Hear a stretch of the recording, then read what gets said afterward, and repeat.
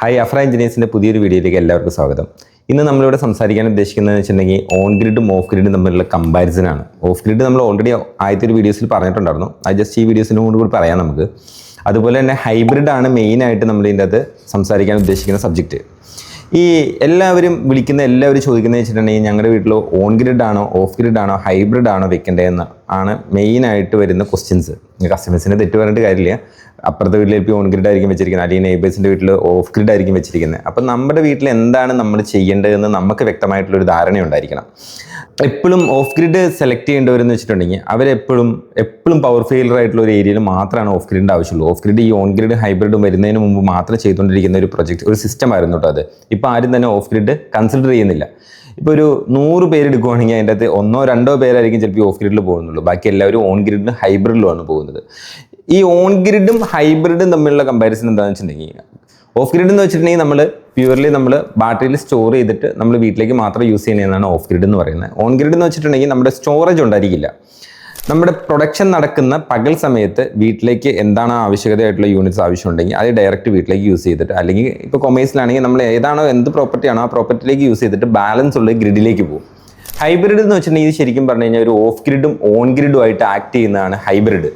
Hybrid നമുക്ക് 3-4 ഗുണങ്ങളുണ്ട്. കാരണം വെച്ചിട്ടുണ്ടെങ്കിൽ ഇപ്പോൾ വരുന്ന എല്ലാം ലിഥിയം ബാറ്ററീസ് ആണ്. ലിഥിയം ബാറ്ററീസ് നമുക്ക് 6000 സൈക്കിൾ അല്ലെങ്കിൽ നമുക്ക് 10 ഇയർ ആണ് വാറണ്ടി വരുന്നത്.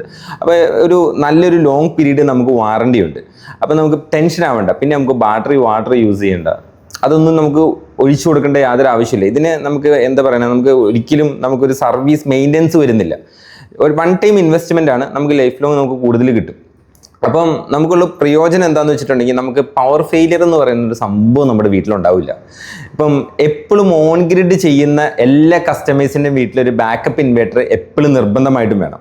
ആ ബാക്കപ്പ് ഇൻവേർട്ടറിന് ഒരു പരിഹാരമാണ് ഹൈബ്രിഡ് സിസ്റ്റം. ഹൈബ്രിഡ് സോളാർ ചെയ്ത് കഴിഞ്ഞാൽ ബാക്കപ്പ് ഇൻവേർട്ടറിൻ്റെ ഒന്നും യാതൊരു ആവശ്യകതയില്ല. ഇപ്പം ഒരു ബാക്കപ്പ് ഇൻവേർട്ടർ ചെയ്ത് കഴിഞ്ഞിട്ടുണ്ടെങ്കിൽ നമുക്ക് ഒരു ലിമിറ്റഡ് ആയിട്ടുള്ള പ്രൊഡക്ട്സ് മാത്രമാണ് അതിൻ്റെ അകത്ത് യൂസ് ചെയ്യാൻ പറ്റുള്ളൂ. എന്ന് വെച്ചിട്ടുണ്ടെങ്കിൽ ആ ഇൻവേർട്ടറിൻ്റെ കപ്പാസിറ്റിക്ക് അഗെയിൻസ്റ്റ് ഉള്ളത് മാത്രമാണ് നമുക്ക് യൂസ് ചെയ്യാൻ പറ്റുള്ളൂ. പക്ഷേ ഒരു ഹൈബ്രിഡ് സിസ്റ്റമാണ് നമ്മൾ പ്രിഫർ ചെയ്യണമെങ്കിൽ നമുക്ക് അത്യാവശ്യം എല്ലാ സാധനങ്ങളും വീട്ടിലത്തെ യൂസ് ചെയ്യാൻ പറ്റും. അതിൻ്റെ കപ്പാസിറ്റിക്ക് അനുസരിച്ച് നമുക്ക് വേണമെങ്കിൽ ഒരു വീട് മുഴുവൻ നമുക്ക് വേണമെങ്കിൽ അതിൻ്റെ അകത്ത് ആഡ് ചെയ്ത് കൊടുക്കാനുള്ള ഒരു ഓപ്ഷനും ഉണ്ട് അതിൻ്റെ അകത്ത്. ഇത് എല്ലാവരുടെയും ഡൗട്ടാണ്. ഈ ലിഥിയം ബാറ്ററിക്ക് 6000 സൈക്കിൾസ് അല്ലെങ്കിൽ നമുക്ക് 10 ഇയർ ആണല്ലോ വാറണ്ടി വരുന്നത്. അപ്പം നമ്മുടെ ഈ സിസ്റ്റം എങ്ങനെയാണ് വർക്ക് ചെയ്യണേ?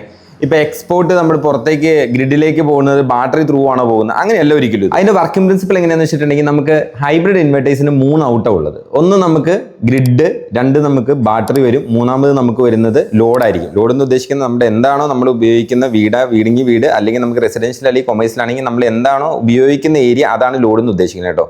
അതാണ് അങ്ങനെ 3 കാറ്റഗറിയാണ് വരുന്നത്. അതിൻ്റെ അകത്ത് നമുക്ക് ലോഡും അതുപോലെ തന്നെ ബാറ്ററിയും നമുക്ക് സ്വിച്ച് ചെയ്യാൻ പറ്റും. നമുക്ക് ഏതാണോ ഫസ്റ്റ് പ്രിഫറൻസ് കൊടുക്കേണ്ടത്, ഫസ്റ്റ് വേണമെങ്കിൽ ബാറ്ററി ആക്കാൻ പറ്റും, ഫസ്റ്റ് ലോഡാക്കാൻ പറ്റും, അല്ലെങ്കിൽ നേരെ തിരിച്ചു ആക്കാൻ പറ്റും.